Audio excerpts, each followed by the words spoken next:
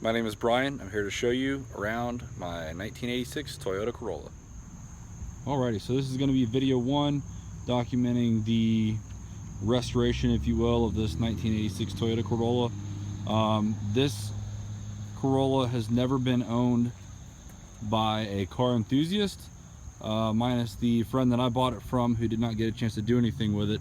So I figured I would document the process of this little AE86 SR5 going from a complete horrible rust bucket, nasty, nothing fancy, barely maintained vehicle into something that's somewhat presentable.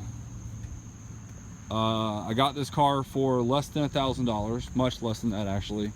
Completely running with a clean title. Granted, the gauge cluster says that it has somewhere around 288,000 miles, but from what we're told, this thing's had a little bit of work done to it, and with the way it starts up, I would actually believe that. But as you can see, this thing on the inside is not well kept. And this is actually after the friend that I bought it from did some cleanup on it. We've got just the seats are just nasty.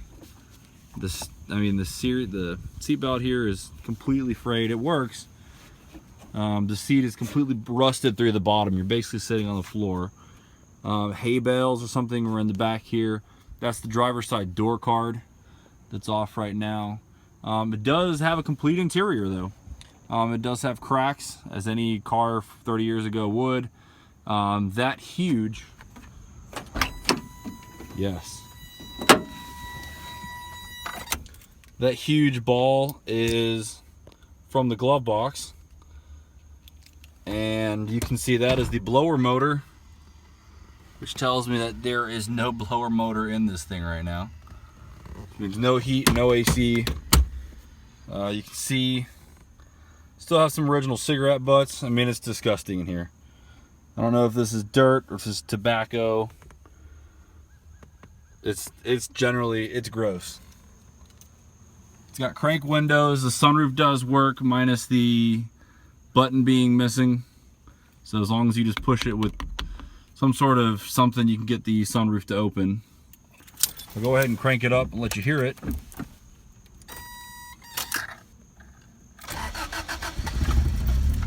Gave it no gas. This is an SR5, so it has the 1.6 carbureted engine.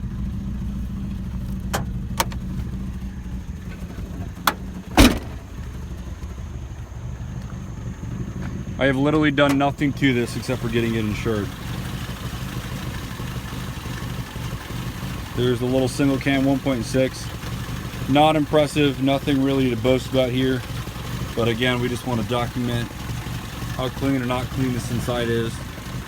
You can just kind of tell from looking at it. It's a little bit of probably, I don't know, crankcase oil issues going on here, but oil pressure seems to be good. It cranks up well. Before I bought it, it sat for a good 6 to 9 months without really being started, and all we did was jump the battery off and cranked right up. So we'll go through the exterior now. First off, these front fenders are garbage. They have so much rust, which is pretty common with these cars, especially on the East Coast. These are 13-inch wheels that I'm not sure actually came on these AE86 from Toyota, but I'm pretty sure they came on the early 80s Toyotas. I could be wrong though. Rust around the rear quarters is not near as bad. The typical spots that you normally see it. It's pretty soft right through here. If I was to push hard enough, I'm sure I could push that out. Typical rust here. The hatch is not completely rusted through. If I opened it up, there's a little bit of rust through here underneath, but nothing that couldn't be treated, at least at this point. We did clean this a little bit on the exterior just to get the funk and the spider webs off. Now, this wheel, borrowed from a friend right now. Just the other wheel that matched the rest of these had a shredded tire, so that's temporary, but it's still on the car right now. That is also got a bent axle, which I already have a replacement part for, so we'll be getting that on. It still drives, but it definitely wobbles. Again, more disgusting rust on the front, and it looks like someone definitely put this thing in a curb or something like that, or in the field with the grass in the tire. This is also the same side that had the busted tire and the bent axle. We can see there's a little bit of frame, a little bit of door sill rust right there. Again, nothing done to this car except for maybe regular maintenance. It does have a full exhaust, which is actually kind of shocking that it's complete, but it's hanging on by a thread. I'm not quite sure what the story is here, but it looks like it's missing a few pieces to it. So yeah, this is where we're going to start. We're going to try to spend as little money on this thing as possible to get it looking sharp.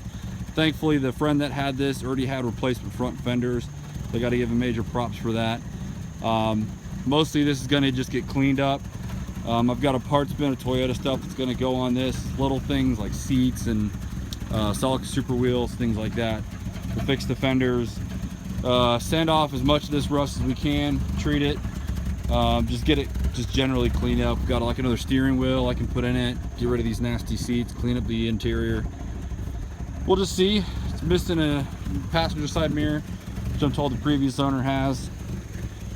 The friend that I bought it from did do a little bit of cleaning up. Some of these bumper pieces were not intact when we first got it, so he's actually gone through and done a little bit of cleanup here. But this is a good starting project. I'm curious to see a month or 6 months or a year from now how this thing's going to be. We don't have any plans for any motor swapping or anything crazy. We do need some suspension work, as this car is completely wobbly. I mean, it just bounces over anything. So yeah, this is video 1. Stay tuned. Video 2 is just going to be getting those cleaned up, swapping out the seats and putting the wheels on. Stay tuned.